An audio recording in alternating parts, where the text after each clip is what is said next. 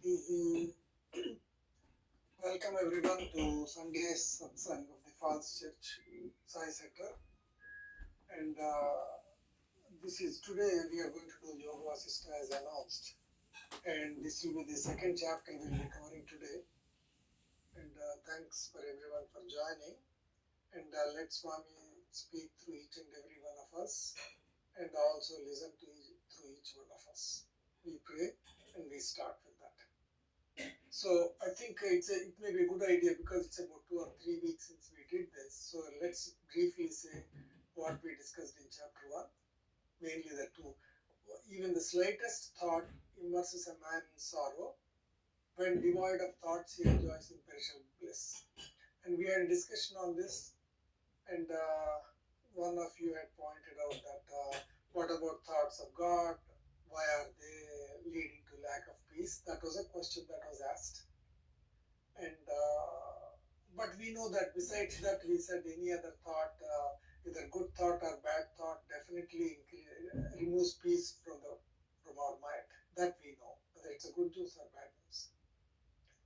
And second thing is, he's a man whose mind is inwardly cool and free from attachment.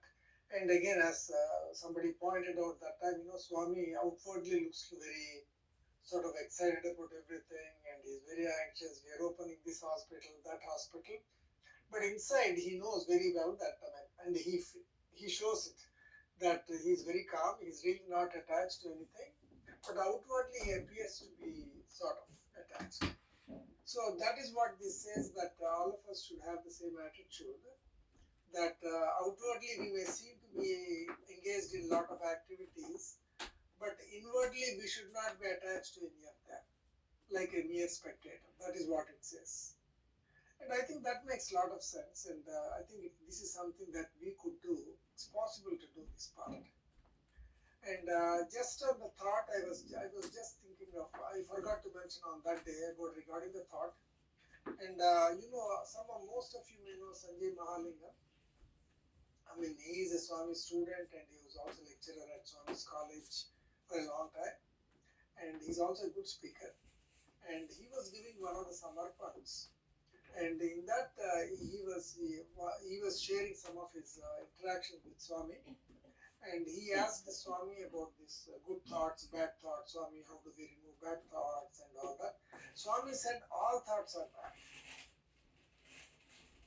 Of course, Swami did not elaborate after that. And then after that, Mahalingam said it took him about a few years to finally digest and understand why all thoughts are bad. And this is exactly what 17 also says. Devoid of thoughts, he enjoys imperishable bliss. He did not say when devoid of bad thoughts. It's a period, devoid of thoughts, period. So the idea is that somehow if we can remove thoughts in our mind, which of course we don't want to become mindless, and so in some sense that's what this shows. So this verse 7, because truth is one, and exactly this is the same thing also Swami has said. So with that, let's move on to chapter 2.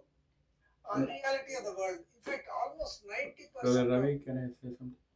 Please go ahead. Yeah, I think addressing the point about thoughts about God, I think that's also selfish, in the sense that we may want a particular outcome, anything. So that's why devoid of all thought, that's that samadhi state. That is that stillness of mind. In between thought, that is the that's when there's nothing is desired, and then the state of bliss manifests. Absolutely, I think that excellent point, Raj. And in fact, maybe we shared or maybe we didn't share in some other study groups. See, once Ramakrishna Paramahamsa was mentioning this when he was saying that when people are all, yeah, like summer, there is a bhojan, some people are all the Brahmins are fed, and those days mangoes were famous. Mangoes are beautiful, mangoes were fed to people. He said when mangoes are being distributed and you're eating it, just enjoy the mango. Don't worry about where did this mango come from, where can I buy more of this. Don't think any of that. At that moment, just enjoy the fruit, the sweetness of the mango. Period. So that means while we are really enjoying the bliss of God, probably we will have no thoughts of God because we are in God. We will have thoughts only when we are outside of it. We may have thoughts of God. So I think in some sense what you said is so true. I mean, it is very true. Whatever you said is very true. So I think we have to definitely, I think what we can do is at least we can watch out, we can be aware of the thoughts, good thoughts or bad thoughts, and see if we can sort of try to reduce them being the present, as people keep saying being the present. So maybe that is a trick. Sai? Yes, please, Indira. Sairam. Sairam. Yes, thank you so much. We were not present for the first chapter, but having read the book as well, and from my own spiritual practice and so on, Swami tells us that we need to be devoid of thoughts in order to be in this place of bliss. And of course, the question always comes up, how can we not have thoughts? Because our mind was given to us in order to execute certain things by its interaction with the intellect and the Atma, for those who are spiritual, and going outward to the Prakriti through the senses. We execute actions, that come up as, you could say, desires, but also as karmic outcomes, from previous lifetimes or this lifetime. Right. So this fear of being free of thought is actually not warranted, because when we are free of thought and we attain that place of I know it's hard to do, but when we get to that place and we practice that routinely, what takes over is God's intuition. God's intuition, which can be like a download essentially, comes into our consciousness. So I think being concerned about not having using our mind for thoughts, that just goes away. When one goes deeper into this type of practice. So that's all I wanted to add to the discussion. Sairam, perfect. It's really very, very, very, very insightful, and thank you. They're very useful. And basically, what you're saying is that thoughts, in some sense, are an obstruction to the intuition, right? The God's intuition.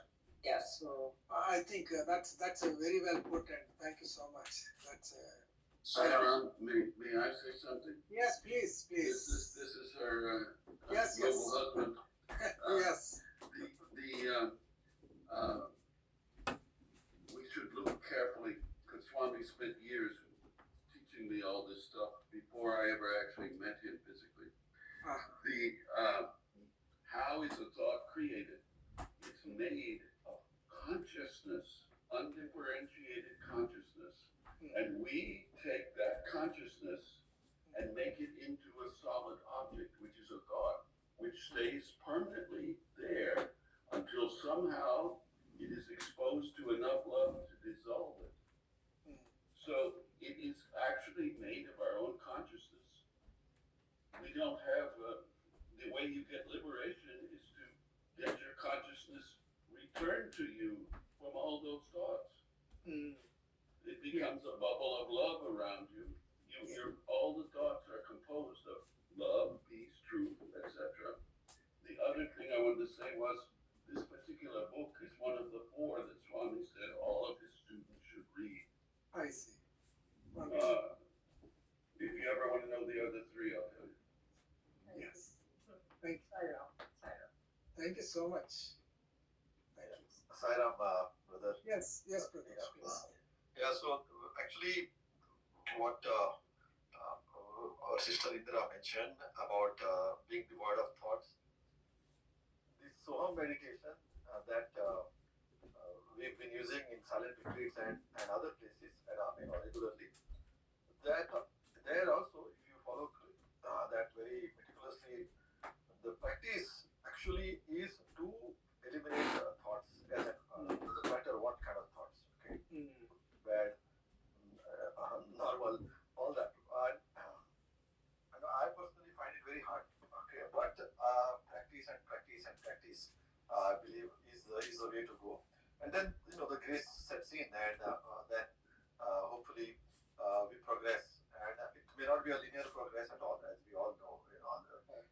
spiritual progress is never linear.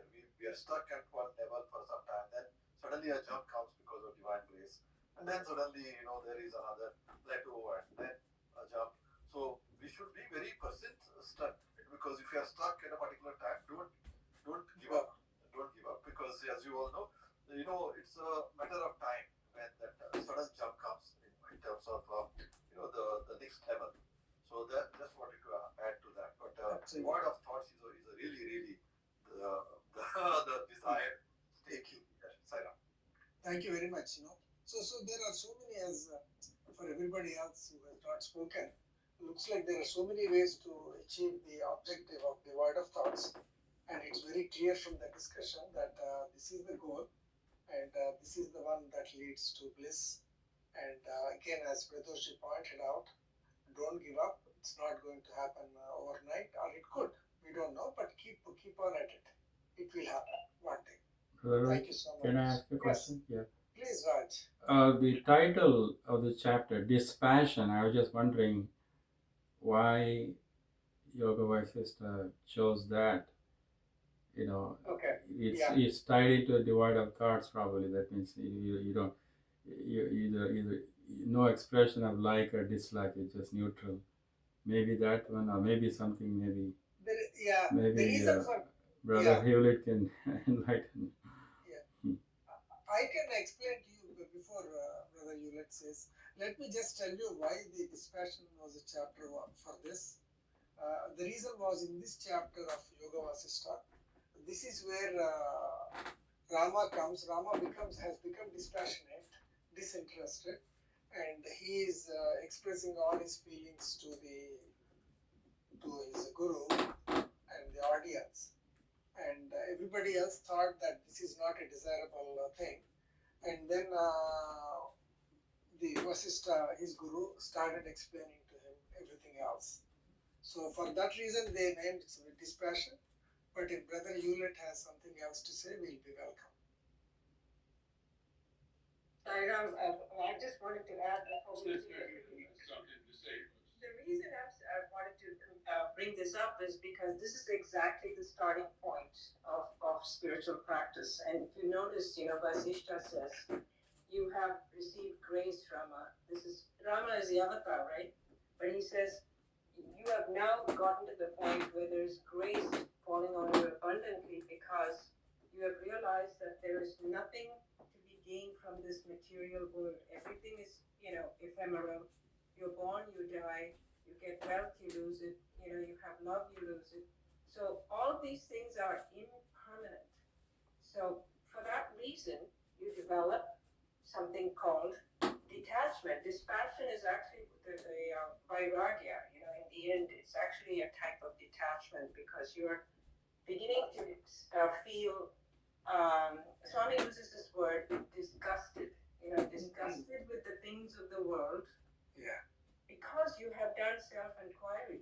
Where is this taking me?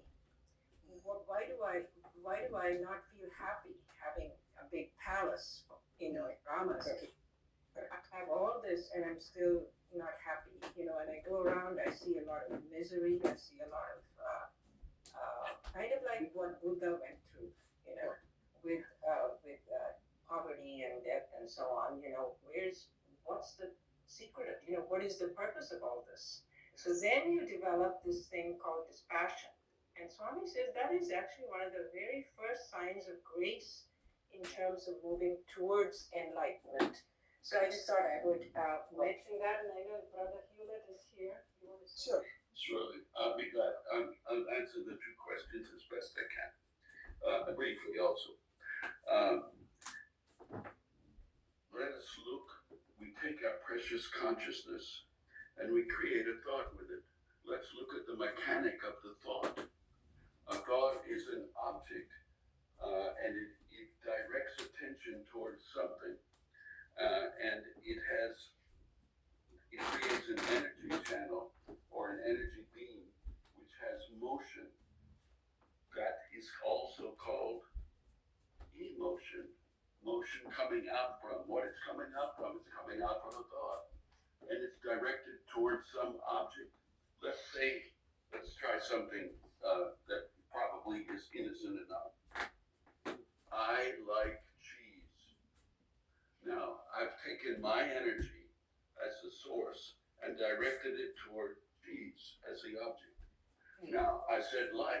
So I had a positive feeling for it. I want to be close to a cheese or whatever the thing is.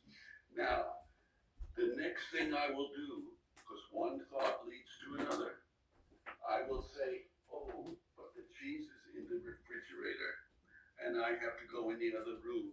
And I don't want to go to the other room right now because I'm busy doing something. And then I'll make up another 10 thoughts. We can see this very easily with an alarm clock in the morning.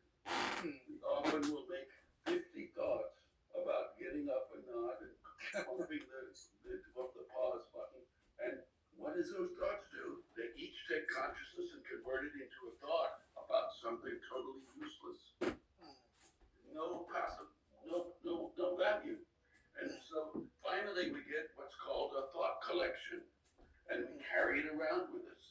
And the great pity of the world is that little children copy thought collections of their mentors en masse.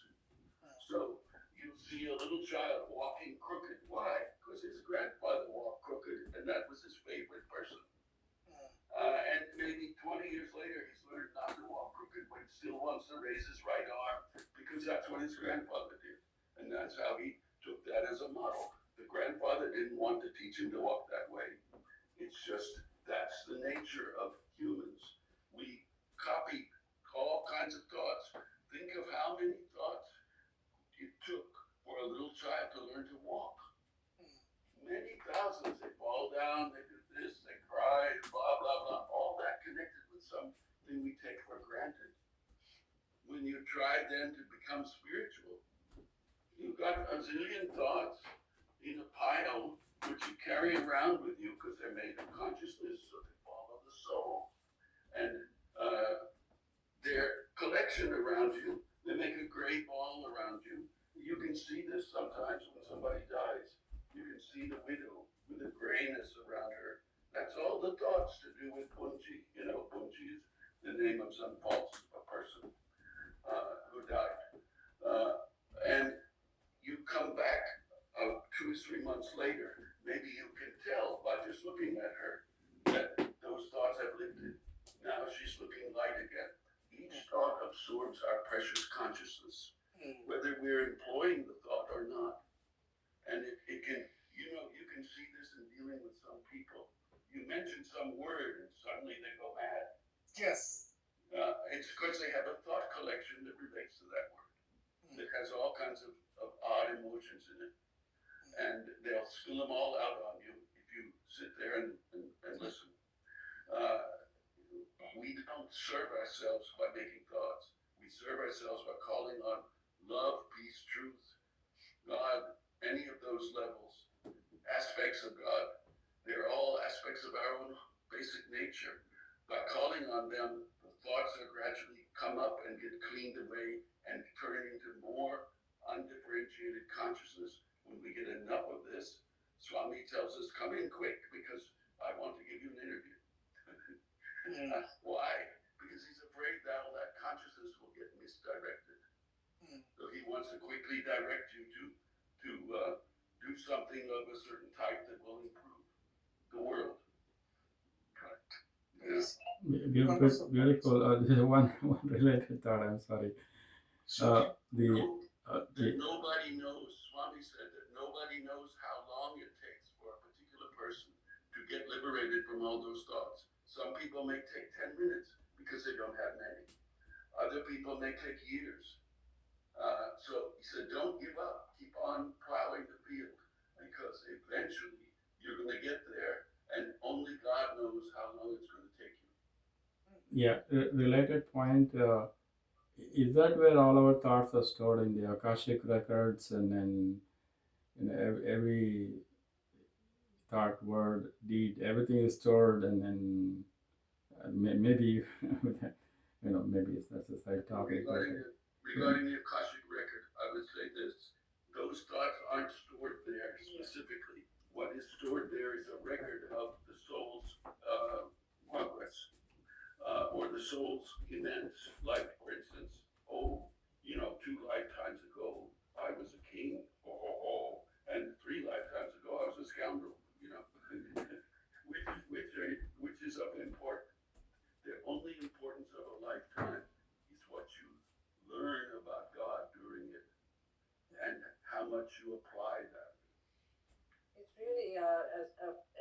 neutrality of the karana, isn't it? In many ways. Yeah. Saira. Thank you. Thank you so much. Thank you so much for adding to the thoughts. I mean, it's really very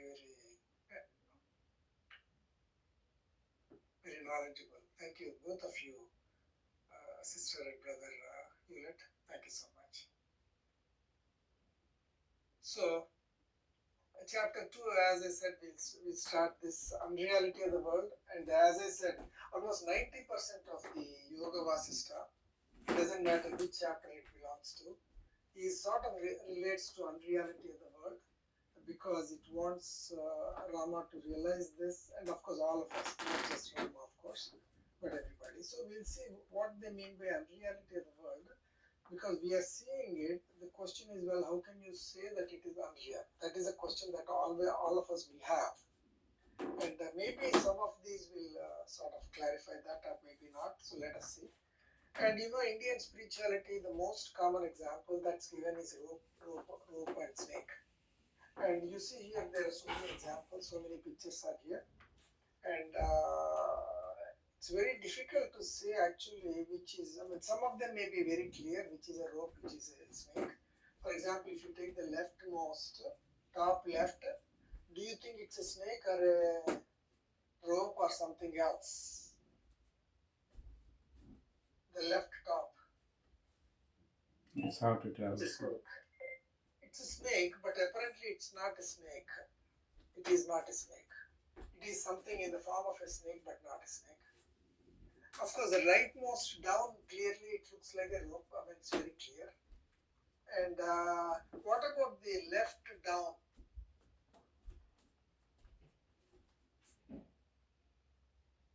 That looks like rope. Because there are too many sort of Too many coils. too many coins. Thank you. So the question, of course, some of them very clear and some of them are not so clear. And so what they basically say is that they represent the snake as an ignorance and rope as a reality.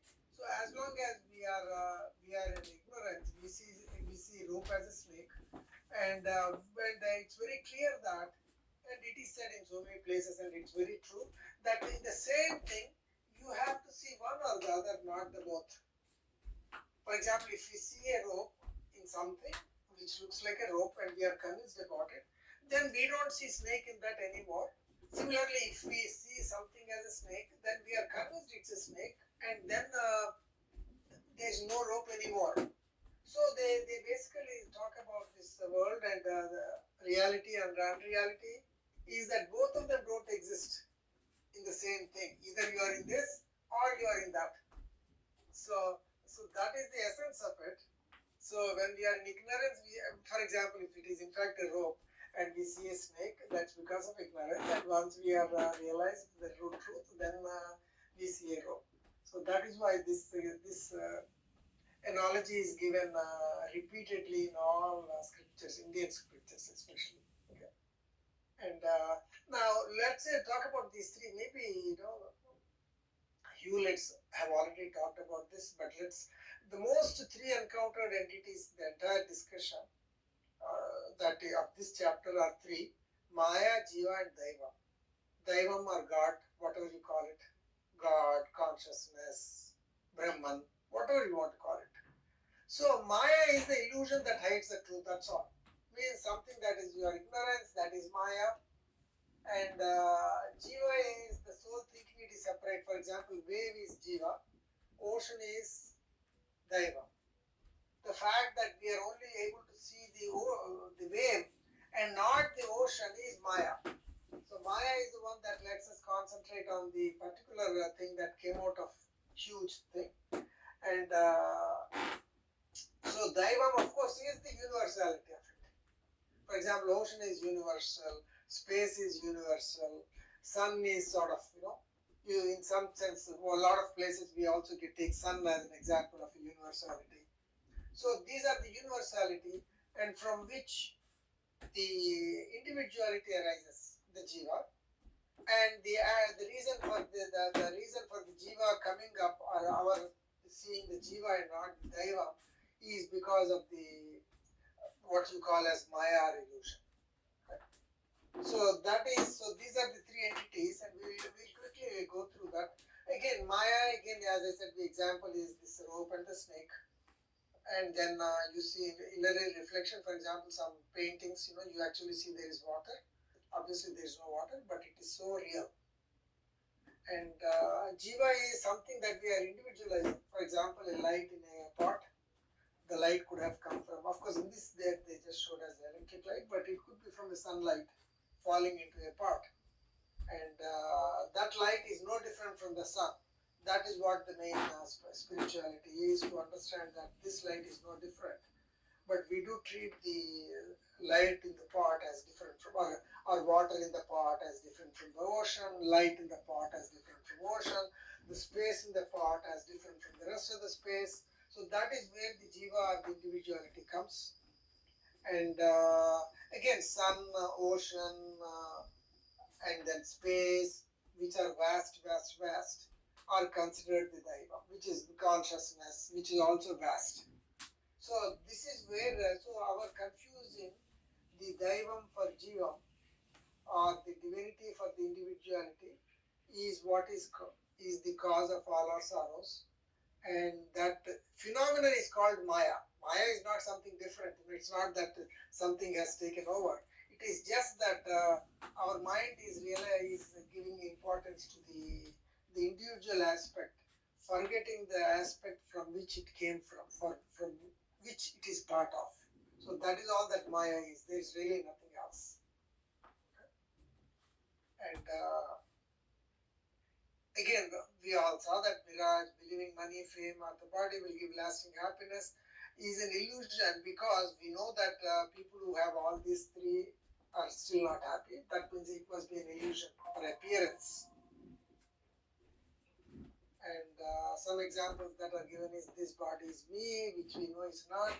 This success will last forever. No success will last forever. We know that.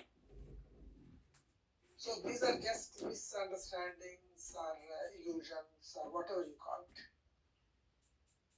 Now, jiva, again, as we said, jiva is nothing but it's making something which is large, we are making individualizing it.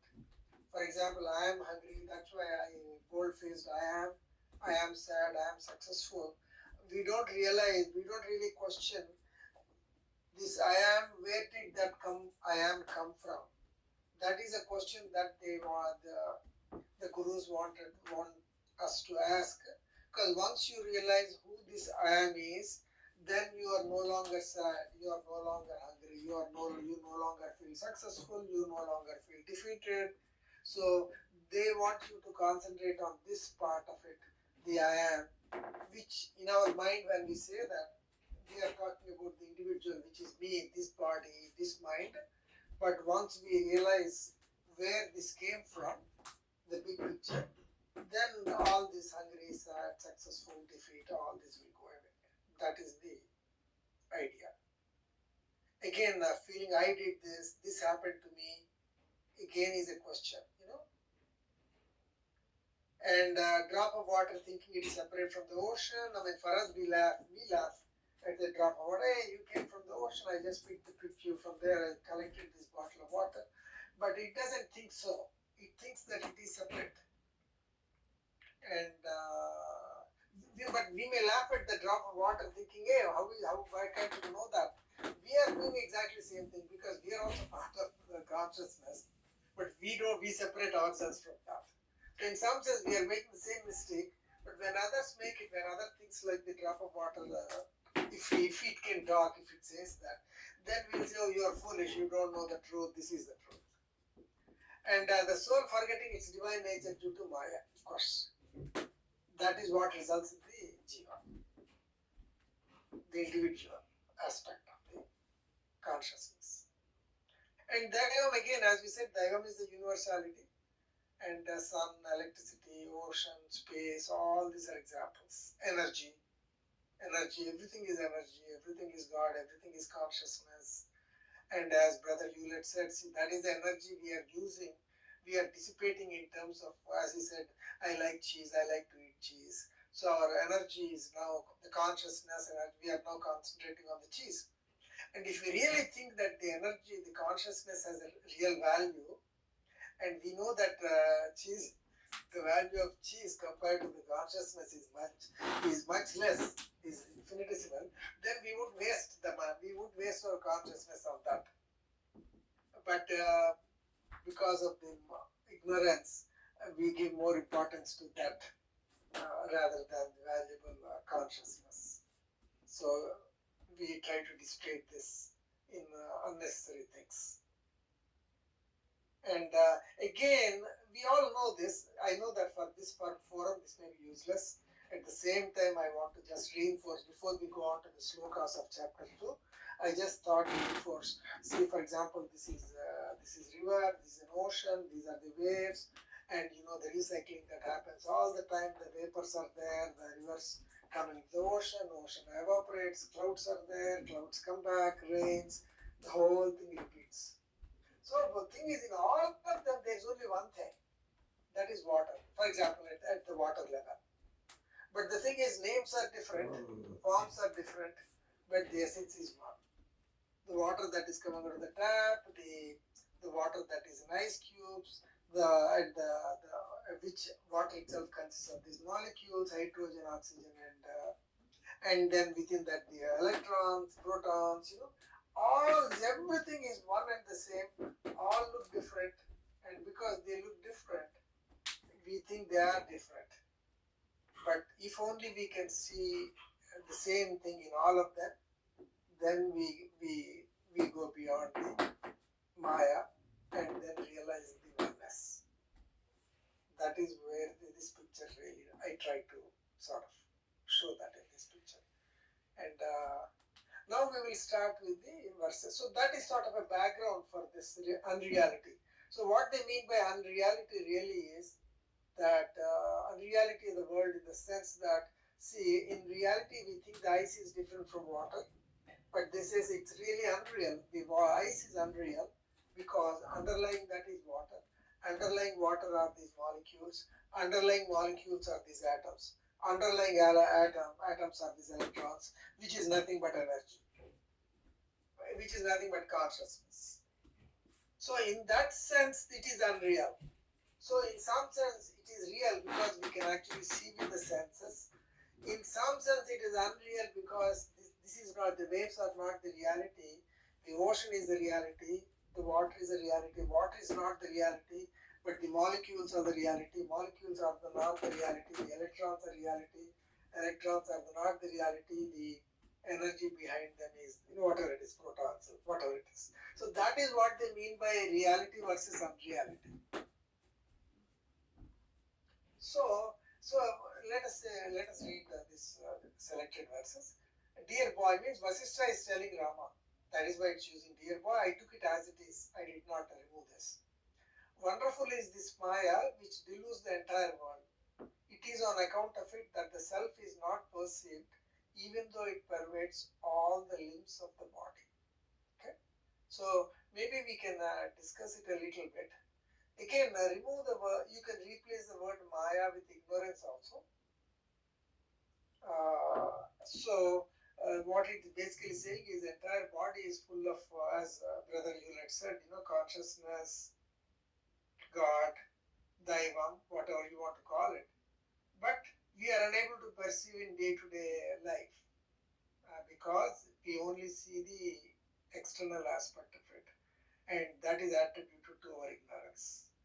Now the question is it possible to overcome this ignorance and be able to see the essence of the body? For example, in this case, anybody to any answers for this? Saira. Yes, please, Raj. Yeah, the last discourse of Swami on the 80th birthday put so much emphasis on, get away from body consciousness, go to, soul awareness, consciousness. I equate the Maya to that body consciousness, that when we identify with this body, I'm so and so, this profession, etc., etc., the whole thing gets out of shape, as opposed to really to the question you asked, who am I? That part, But one thing, funny part is that you say, I am hungry, I cannot differentiate from the real self to the on the lighter side, So, Yeah, side of, absolutely. Understand. yeah, the Maya part is that ignorance or body consciousness or Correct. all Correct. this, I think, side of. Yeah. So, anybody else? I'm sure Brother Hewlett or Indiraji has something to say. Sairam, yeah, I think you were asking. So how do we dispel the Maya? Correct. Yeah. The one. So that's what the the entire sadhana that Baba has, the program that Swami has given us, with all of the Sai centers and the different wings and the activities that help purify our consciousness. Consciousness, of course, is pure, but it's gotten with all of the things that we think and that we feel and that we perceive and so on with our outer senses.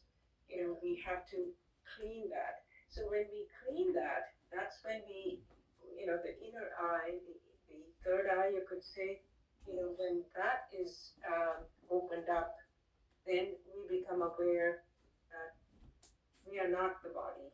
That within us is that this body is simply a temple, and that within us is this immense wealth of bliss. And this bliss really is, undifferentiated consciousness that is sitting within us in the form of our Atma. So it's to get rid of this Maya is the goal of our life. It's the purpose that Swami always talks about. What is the purpose of your life? Is to realize who you are, who your true self is. And so I was just making the point that we do need to keep ourselves pure in thought, word, and deed, and have this trikarana, shuddhi. Make sure that we are pure in it's easier said than done, obviously. But that's the only comment I wanted to make. Did you have a comment? Okay, good. I think we're okay. Thank you. Thank you. Yes, Sairam, go ahead, please. Yeah, Sairam, yeah. Continuing on the discussion and the points that Indira made, the Shuddhi, the removal of the impurities that we have gathered through our senses and whatnot, and some of them were carried across the births, from many births. One of the things that I feel could help to get rid of that Maya and to get out of those impurities layer by layer is repeating ourselves those affirmations. Now that I am God, I'm not the body, or whatever that suits us. The Soham meditation that we do, or Soham breathing, that breathing that we do, those ones. There also we are saying, who am I, and I am God. Okay, so these doing consciously as many times as we can, and many times we don't have to plan from my understanding, we don't have to plan for a whole day. I'll be doing this. Plan 2 minutes. Okay, next 2 minutes. As soon as you realize, next 2 minutes I'm going to spend the best that I can in God consciousness. I may be doing any activity then, okay, but it is possible that within that breath, whatever number of breaths that I'll be having in 2 minutes, maybe 50 breaths, maybe 20 breaths, doesn't matter. I will try to do it. And numerous number of times we remember, more you do it, more number of times you remember. And there are some good days, there are not so good days, so yes. But I think not to give up and be at it. And it's a slow progress sometimes, but it does help. Sairam. Thank you so much. Thank you. Sairam, if I may just add to yes, what please. Please. It's a very good point. And Swami actually says it's good to mix up things, to have some like bhajan singing, some targeted seva. Of course, everything in life that we do, to look at it as seva. From the time we wake up till we go to bed, every act we offer to Him, to God, as surrender and having Him, offering it to Him as as our gift to him, during the day, it consecrates, it makes it sacred. And then, of course, adding things like the Soha meditation, it's a very powerful meditation. And of course, light meditation in some ways kind of like purifies. We take the light everywhere. It purifies the inner senses. And then to add to that, the Soham, very powerful meditations. So these things, even if they're done for like, as he said, 5, 15, 20 minutes a day, it helps to purify it in a way that we eventually get to the point where we will have that opening of our inner eye. And Swami says you have to keep chipping at it because you never know when that flash will happen. And so he has promised us that. So we just need to keep doing it. Saira. Yes. Thank you. Yeah, it was just to continue what Ravi had. Please. Mixing up things, I very well remember this. The change of work is rest. Swami has said that. So that is, many times we, monotonous things gives us some kind of a boredom or tiredness, and you name it. Then change the thing. Okay, and definitely, it's a rest phase because you are doing some other activity. But if you remember this particular what Swami has said, the change of work is rest. Then definitely you will be able to do the next activity with fresh vigor, fresh energy. Excellent hint. I mean, it's a really good guidance. Sairam, Yes, please, Raj. yeah, go ahead, finish. I have 2-3 comments to make. Please, Raj. So this, so meditation, all this spiritual practice Swami has prescribed, is that going from Jiva to Daivam? That's one question. And then the comment about change of work, Swami addressed the retirement is retiring, Yes. So that is the other point. The example of water is one is easy to understand, but in terms of people is difficult for me. I don't have it's easy to see ice cubes and molecules and all that, but in terms of, and the last point is that you have the Advaita, and Visishta Advaita. So I guess we are oscillating between all the three. Eventually, as the consciousness rise to get to that Dvaita stage. Advaita stage. Advaita stage. Sorry, yeah. I'm still in Dvaita. No, that's a we're all, as you said, oscillating. When we listen to Swami's talk, we are in Advaita, then the word we are carried back to Dvaita. We're all in the same. But one thing is there, because even in Yoga Vasishtha, Vasishtha keeps saying that there is really nothing like fate. He says like this. He says in some questions to Rama, he says there is nothing like fate, because many times we just give up fate. Oh, this is my fate, I'm a failure, or whatever it is. What he says is it's true that the previous vasanas, the effect of previous lives is there, but it can be overcome by more effort. Today's more effort, you can overcome that. So if something is not working for you, whether it is in physical material world or spiritual world, if something is not working, you are not getting a result, you should say that I am not putting enough effort to overcome these obstructions.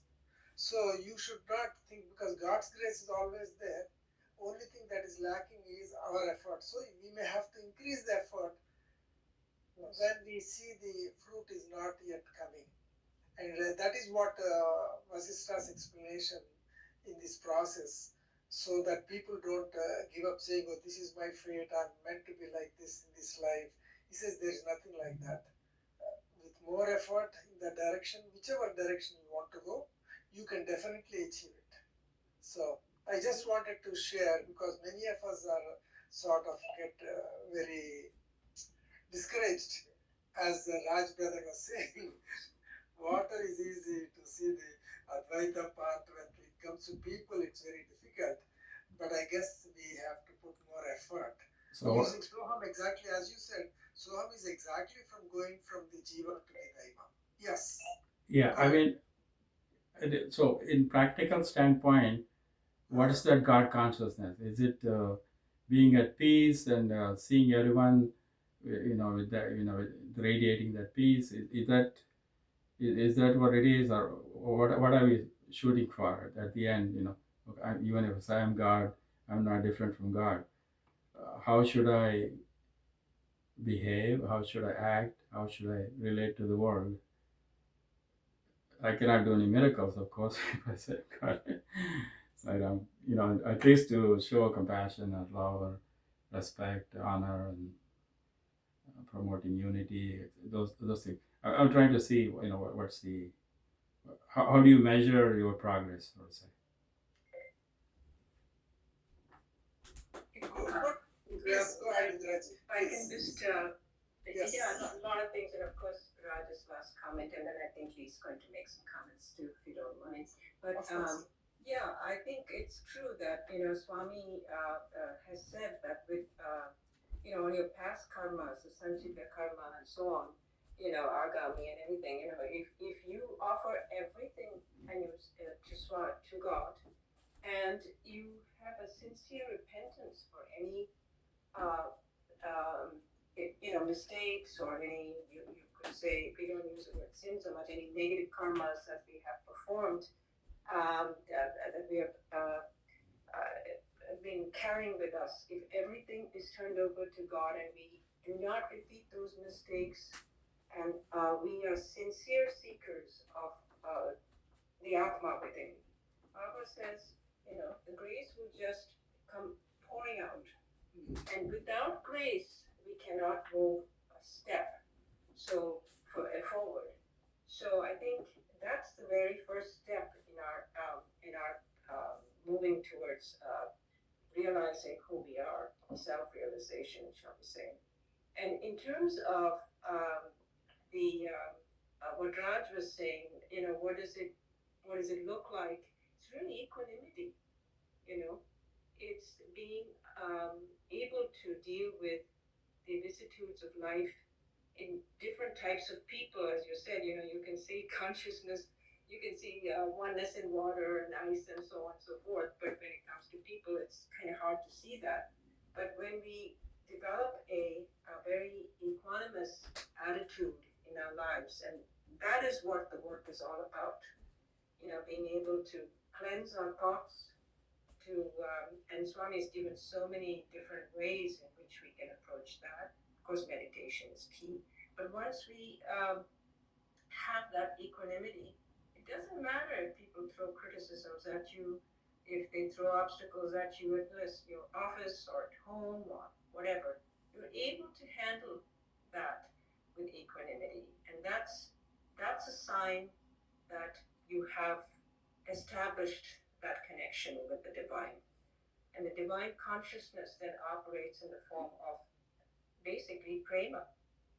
You're able to deal with it because you feel that love within you, and this is divine love. So it seems like it's hard, but once we let go of things, it's not hard. So Yeah, thank you. Yeah, I think the surrender part is right. That's when you're offering, offering everything, whatever is happening, good or bad. I don't. Yes, and the Swami's mantra of everything is good for me. It's hard for most people to relate to that because something bad happens. That really good for me, but we don't know what's hidden underneath that. That's really good for us. So it's acceptance and surrender and so on. Thank you, sir. Thank you very much. Very, very enlightening. I have a little something. Sure. One way to measure things. Swami says there are four kinds of devotees. One who comes to him because they're sick, and when they get well, they said they never stay around anymore. And they get sick again. Then the other one comes for money or financial success, and once he gets the success, again he's not interested in Swami anymore.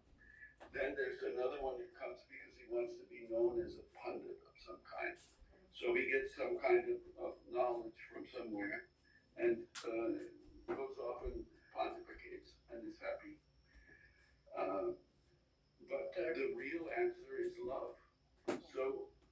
say, as a devotee, why not go to the one that is the one he values the most first? And instead of saying, I went through this myself, what shall I ask him for? Uh, uh, how do I know?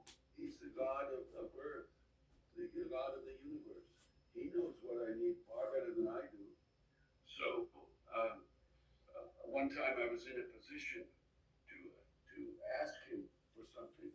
So I said, will you make me what you value most? He said, I will make. So that's to me, that's the way to go at it, is to reverse the vector. Instead, I want all these things to please my grandpa or my parents or the man across the street. Instead, try to do whatever he wants. His house devotees certainly don't look like they're suffering. So, well, you're not throwing away your chance to get fortunes or whatever. So the point is just let the senior knowledge sculpt your future. Excellent point. Excellent point. Thank you so much. And that was very. Yes, please. But, measuring whether we are progressing or how well we are progressing and all, there is a easier. I read somewhere or I heard somewhere, I don't know, but easier way of finding out is whether we are becoming more loving externally, internally. One of the things that we could look whether the way our spiritual progress or progress in whatever we do, spiritual activities, may it be meditation, may it be seva activities and all that kind of thing. We becoming more loving, we becoming more detached, we becoming more truthful. All these things we can definitely measure ourselves over a period of time. Introspection of that nature, and somehow internally we know that we have done it well. Okay, we are best judges of ourselves. In spirituality, as it is said, we set our own question paper, we answer our question on question paper, and we in fact I should say evaluate our own question paper. Okay, so that is how we have to be. Nobody else can do it for us unless, of course, we get to have Swami physically telling us, but Swami tells us internally. Okay, so that's a way. Those four types of devotees that Brother Lee mentioned, Artha, Artharthi, Jnanasu, and Jnani. Okay, I mean, many of us, I'm talking myself, we started as Arthas, okay, many at sometimes, or we started as Artharthis. My especially the Artharthis are those who worship God to gain worldly prosperity, wealth, and power, material gains. Okay, I personally, if I look at myself 30 years ago, that was exactly the thing. Looking for a job and felt okay. I would get it for whatever circumstances. I ended up in Sai Center, and I got what I was looking for immediately, material gain. Okay, but then we don't stay there, right? I mean, we become Jnanasus, which is we become inquisitors, and we try to understand a little more, and so on. Of course, the final stage is Jnanis, okay, where we are attaining the knowledge and we see only the divine, based on without being selfish or without having any materialistic or even sometimes spiritual desires. We're just there for the enjoyment of the divine. And this is just my understanding. No, absolutely. Thank you very much. And again, Swami himself said that just as wetness is the evidence of rain, the peace or the bliss inside is the evidence of the effect of the result of the sadhana, whatever we are doing. So one measure, of course, is how peaceful you feel inside, is also an evidence of is a measure of the sadhana that we have been doing. And also getting a good night's sleep. Yes, definitely. Yes. Yeah. Going back to this again as Raj said, it's easy to see these inanimate objects. See, for example, Swami gave so many examples of this. Also, see, the goldsmith only sees the gold, but however, in fact, the gold diggers see the gold even in a rock. But goldsmith sees it in the refined gold. But you and me, are ladies, for example, see in the bracelets, in the ornaments, they see gold. But they see the ornament. They don't see the gold inside that. They are attracted by the way it looks, the nice artistry and all that. But the goldsmith doesn't see all that. Goldsmith only sees the gold within it, and the gold diggers able to see gold even within the rock, which they know they have to process quite a bit before they get it. So the idea is that go beyond the bracelet, go beyond the gold, and go beyond this and show the source. Again, going back from the jiva to the daiva, similar thing. So this verse says, one who has no idea of gold sees only the bracelet. He does not at all have the idea that it's merely gold. So here the bracelet is jiva, and the gold is the daivam consciousness, whatever it is. So once again, this verse teaches, as we have been speaking, don't stop at the bracelet. Don't stop at the jiva. Think a little bit more and see what is it made of. It's made of consciousness, and therefore that is God too. I think we have to continuously do the sadhana of going from gold to bracelet to gold, from the jiva to daivam, from individuality to the universality. I think I feel this is one of the sadhanas that is being prescribed through this Yoga Vasisth. I know we have only 2 minutes, so we'll quickly, all of them really say the same thing. He who perceives the rays are not different from the sun, and they are the sun itself is stated to be Nirvikalpa. Again, once again, the same thing, that the individual is born out of the universal, and therefore don't treat the individual as different from the universal. So again, the example sun and rays is similar to again Daivam and Jivam, the universal and then the individuality. So it again goes back to the same thing, same concept. Again, here they take examples of the foam. Again, Raj brother said he's right, water is easy. Just as the foam, the waves, the dew and the bubbles are not different from water, the world which has come out of the self is no different from the self. Once again, we are going back to the same theme. Don't stop with the individuality, go to the universality. Recognize the universality, and the whole sadhana that we are doing, whether we do service, japam, soham meditation, any of this, finally is going from the individual to the universal.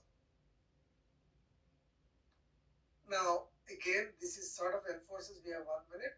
It's only a forgetfulness of this invisible self or the universality which causes this world to appear, just as the ignorance of the rope causes Nicolet. So we are forgetting this connection between the individuality and the universality. From the jiva and the connection we are forgetting, and that is what is causing the world to appear. And once we make the connection, the world will disappear and everything will look like the consciousness. So again, all these are thus, this is the last verse. All these are neither real nor unreal. They are the effect of delusion, maya, which is ignorance, mere impressions arising out of some past experiences, which is true. Because if somebody has never seen a bracelet, they would, let's say they have only seen gold, they would wonder, hey, what is this? And so I think that is what we have done in this, and basically we looked at the maya, the illusion, the ignorance, the jiva, the individuality, daivam, the universality. So all our efforts are to go from the individual to the universality. I think that's why examples are all given. Gold example, water example, snake example, all these examples are given.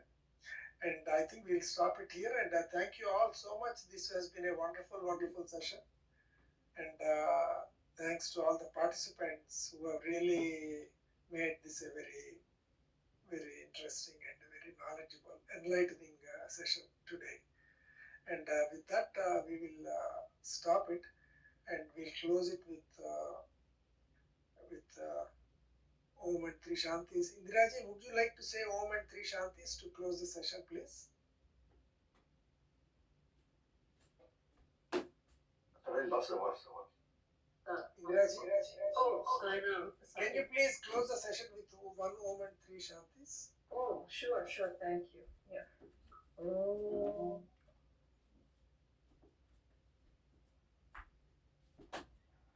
Shanti, Shanti, Shanti. Sairam, thank you very much.